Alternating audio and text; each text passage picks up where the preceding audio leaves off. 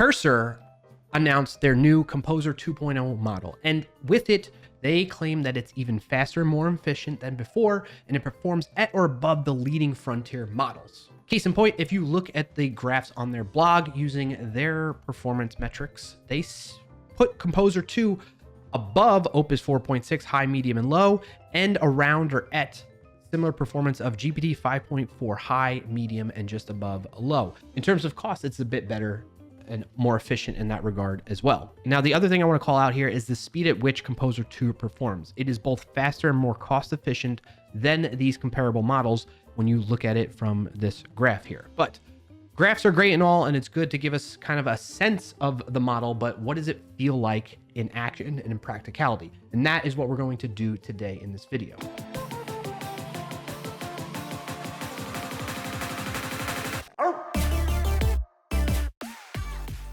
The other thing we're going to do is compare this 2.0 model to the previous one, Composer 1.5, which we did a video on not too long ago. The results from that one was it felt like it worked pretty fast compared to 1.0. Its design approach compared to that one was a bit lacking. The implementation and production readiness was complete and on par. And the security scan results were like kind of okay because it hallucinated a version of a package that didn't actually exist, but thankfully it corrected itself. So let's see if 2.0 is an improvement upon that as well and see how it compares to the past iteration of the model. The way we've been doing that in our own sense over the years of checking out all these latest and greatest models is by applying the same prompt to each model. So we're going to ask Composer 2.0 to create a Node application for us that allows us to take notes, create, read, update, and delete them, simple CRUD operations. It's got to be production ready though and secure. We put some stakes on the line to try and emphasize that to the model so that it tries to get everything as accurate and as complete as possible. So we're going to let this run, see what it produces, and compare the results. In terms of speed, we could see it evaluating the prompt, coming up with a plan and to-do list rather quickly, and already executing and creating files based on this plan. Something I like to call out is that I'm actually getting to see the inner thinking more clearly and in my face without me having to look deeper as it's going through each step of the process of building out this project. So it's really nice to be able to see that, and it's not being too abstracted away from me to where I don't have a confidence or understanding of what it's trying to do, but it's also not too noisy. It's like with all these tools and models out there, there's this fine line and balance that I think they have to really, teeter between to figure out the best user experience, because I don't want to be completely in the dark of what it's trying to do or thinking about doing. But at the same time, I also don't necessarily need to get into the weeds of every little thing that it's doing throughout the process, in this particular scenario at least. So far, it seems to be going through very similar steps to the past version of this model and other competing models. It's got a source file. We got some database operations and functionality going on here, a common library for cross-site request forwarding. It looks like it implemented CSRF protection itself instead of relying on some type of open source package to help out with that. We have some middleware for authentication, authorization, cross-site request forgery, and any error handling. And then we have some routes, the auth route and notes route. And then last but not least, we have a config file, environment variables, some ignores, and our package JSON manifest. It's still continuing to work here. It seems to be working fast, but in terms of being from start to finish, being complete with the whole thing, I think it might be slightly slower from my experience with the past Composer models. Still fast, just not necessarily feeling as fast as the past models. Okay, after about a minute or two, it's not quite done yet, but now it's asking to install NPM dependencies, including native better SQLite 3. So if you've been following along with these series of videos where we evaluate the models and see how they're working in a practical sense with a vibe coded type of prompt like this, you know that it's a common problem that I run into on my machine because I don't want post-install scripts running as a result of things like the Shy Halud attack that happened, or more recently, the Axios attack. If you want to understand why you may want to disable and turn off post-install scripts, at least on your development machine, let alone other environments, take a look at this Shy Halud video we have on the channel to learn more. All right, so I'm going to let it run and do its thing and see if it ends up realizing the issue and works around it on its own. So it looks like it's trying to test the application, running it, and seeing if it gets results back when done. So it's saying it's going to switch to better SQLite 3, broken native SQLite 3, build on Windows Node. It's changing the code to fit that new npm package that it wants to use. Uninstall Connect SQLite 3 and install session file store. It seems to be the common approach whenever these models, whether it's Composer 2 or other frontier models, they tend to go with that session file store approach, which I'm not too sure is really production ready or the best choice in this situation. So not a knock against Composer 2 in particular. Again, it's working within the confines of constraints that I've created and put on it for my environment. But interesting that these models tend to fumble on this a little bit as a result and don't have a better solution or approach to it. It's refactoring the database layer now as a result. It looks like, oh wait, it's going to switch to Node SQLite instead, potentially. That way it avoids the native add-on build failures on Windows. Okay, that's nice. That's a plus and positive in the right direction, in my opinion, with Composer 2.0. I think it's just testing this out a bit more, checking to make sure that this can actually work in this environment, and then it might switch the code to actually use this. Let's see if it can actually work through this and come out with using the native Node SQLite approach. Yeah, initializing database. It's going to set up the database that way now too. And we can see it removed better SQLite in place of using the Node native approach. I love to see that. That's a huge plus in my book, is pruning those dependencies now. So that's awesome. So while this is taking a bit longer than previous models or previous iterations even of Composer's model, the Composer family model, I welcome this change. I welcome this very much. All right, so it wants to do a test on running the application now. So let's let it go ahead and do that. Keep in mind, if it wasn't for this constraint in my own environment, it likely would have been done and complete already, and we'd be testing this out ourselves. So now it's trying to test cross-site request forgery rejection, making sure that that implementation from a security perspective is working as expected, since it decided to roll its own cross-site request forgery mitigation techniques. Not techniques, but common mitigation techniques, but writing its own code for doing that, implementing that.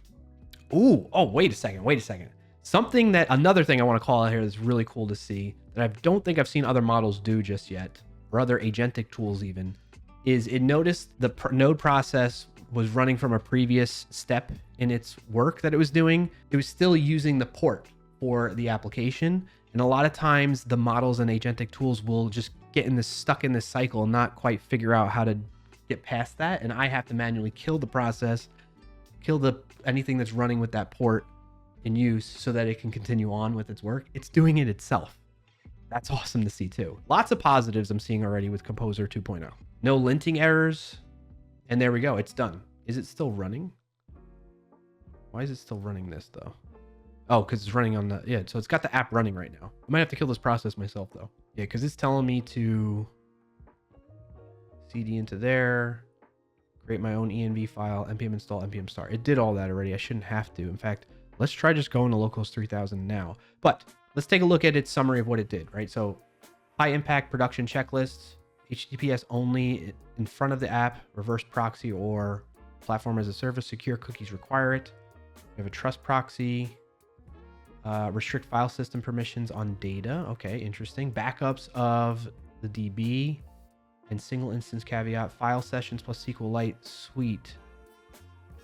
SQLite suite, one machine, multiple instances need a shared session. Okay, so it's at least recognizing the limitations of being production ready with the implementation it chose to go with. Key files here. We have app.js index. It's smoke tested registration and cross-site request forgery. If you want this hardened further for your exact host, so if I tell it where I'm going to be deploying and what technology stack I'm going to be using in that regard, I let it know and it will adjust things for that stack. That's awesome to see too. Okay, let's test this out. All right, so here we are, localhost 3000 in my browser. We got the Secure Notes app. We're presented with a sign-in right away. Let's see if we can create one. We're going to say test@example.com, create a nice secure password and register. That worked. I'm signed in right away. You can see my notes in the top right-hand corner. Let me make this a bit bigger for everybody. We don't have any notes right now. We can create one. Another thing to call out here with this, a lot of times the models will put copy or text in the UI of the application that indicate that it's secure based on the prompt we gave it. In this case, Composer 2.0 didn't go to that extent, and I'm glad it didn't. It doesn't need to call that out in the UI or the visuals of the application. It's just for us, the creators behind that, working with the model. All right, let's create a new note. Test 1. This is important. Okay, let me scroll down. We click save on that. Let's create another one. Note number 2. This is even more important. All my typos. We can edit test 1. Oh, I have that typo there. Let's fix that. Save those changes. That worked successfully. Let's maybe delete note 2 and make sure I confirm that I really want to delete that. That's great. Let's sign out, sign back in. What was it? Test@example.com. My password. Oh boy. What's it going to be? I sign in. Oh, it worked. And what if I try and sign in with the wrong password? Invalid email or password. Awesome. All right. So everything from a functionality standpoint and production ready. It has all the features you would expect within this type of application. We're able to create notes, delete notes, sign up, sign out, sign in. All that stuff is working as expected. So job well done to Composer 2.0 in that aspect. Next up, let's test the security of the open source dependencies it chose to use and the code it wrote. And the way we're going to do that, of course, is with the Snyk extension in Cursor. All right, back over in Cursor now. One thing to call out that I missed before is we kind of jumped down the prompt output from the model all the way to the production checklist. It gave us more details above that too. So in terms of that output from there, it's giving us a reality check, right? In a real world app, it cannot be guaranteed to be 100% safe forever, right? So, and we need to recognize that, and it's calling that out, but it's doing its best to implement things in a secure manner as best as possible. When it comes to auth, it's using bcrypt, session generation on login and generic login errors, cross-site request forgery, session bound token on every form, timing safe compare, and enforced on all mutating requests, which is great to see. It's got cross-site scripting, mitigation using EJS, which is a view templating engine that we can have here, and Helmet HTTP headers, security headers. Decided to go with Node SQLite, which is great. Parameterized statements only on that. Indirect object reference or IDOR. Every note query includes user ID for updates and deletes. Checking the row count. Okay, interesting. That's a great to see. I think that might be the first of all the models, honestly. You know, you all can keep me in check here, but if my memory serves me correctly, we have not seen that before from other models where they call out indirect object reference protections. So that's another plus for Cursor 2.0. Again, the security headers, denial of service attacks and abuse. We have rate limits and then secrets that are set via environment variables. Now, okay, important. Node SQLite is still experimental in Node 22. It's fine for many deployments, but watch Node release notes.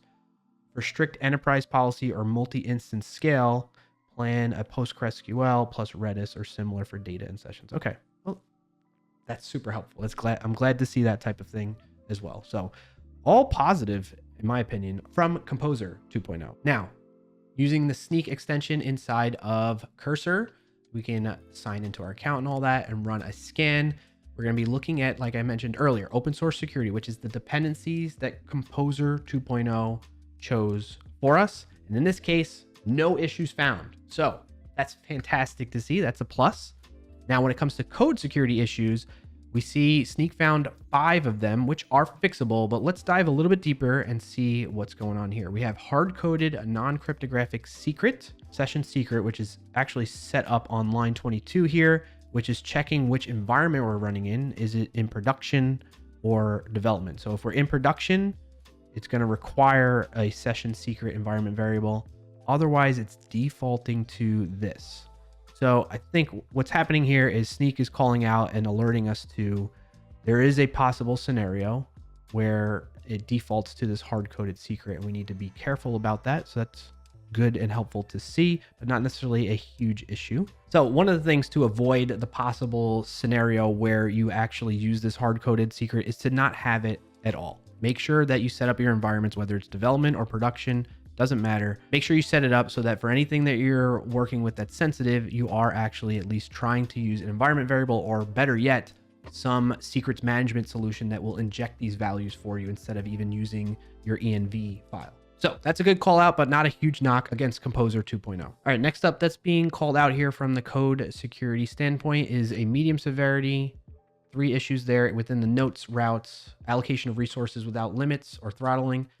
Again, I take this one personally with like a grain of salt because I don't generally need to put in the rate limiting type of stuff and mitigations directly in my code. I can use the environment that I'm deploying to set up stuff like that to help protect against denial of service attacks. And then last but not least, another medium severity, looking at alerting us to a potential cross-site request forgery issues, but we know that the model ended up implementing its own hand-rolled version of implementing common cross-site request forgery mitigations in this CSRF protection module. And what Snyk is looking for here and why it's alerting us to this potential issue is it's looking for the very common approach to mitigating this using the CSRF package. But as many of you that have been following along know, we don't really want to be using CSRF anymore because it has a known vulnerability in it and is no longer being maintained. It's been deprecated at this point. In terms of the way the model implemented the CSRF protection, it's using the synchronizer token pattern. We could see that in this ensure CSRF token function, and rather the module for the overall CSRF file here. It's checking for the CSRF token on the session, and then it does some validate CSRF on the request, looking at the body of it to see if there is a CSRF value included for any state changing operations, and then checking to see if that matches the one from the session for that user. On that note, overall, compared to Composer 1.5 and even the other frontier models that are out there right now, I would say speed-wise, it's pretty fast. I wasn't using, let's call out one other thing here too. I was using just Composer 2. There is a Composer 2 fast that is expected to be even faster than the standard Composer 2 model. So there's something else to check out there for yourself if you'd like to get better, more quick results based on the prompts you give to it. But compared to 1.5 and other frontier models, Composer 2 runs at a blazing fast speed that is efficient enough, at least for me in my experience and how I've been using these types of coding models. It didn't run into the same like hallucination problem in the past. When it ran into the same constraints that other models had with my environment that I'm working on, it worked through that successfully and found a better solution on its own without my guidance and iterating on it further. So all of these things have been a huge plus and a step in the right direction, a positive direction when it comes to Cursor's Composer 2.0 model. I'm curious though, what are your thoughts on it? What's been your experience using this model? Let me know in the comments below. On that note, that does it for this video. If you got value out of it, be sure to like it down below and share with somebody who could put it to use. And if you made it this far, subscribe to the channel so you don't miss out on upcoming videos. Thanks for watching and happy, safe coding, everyone.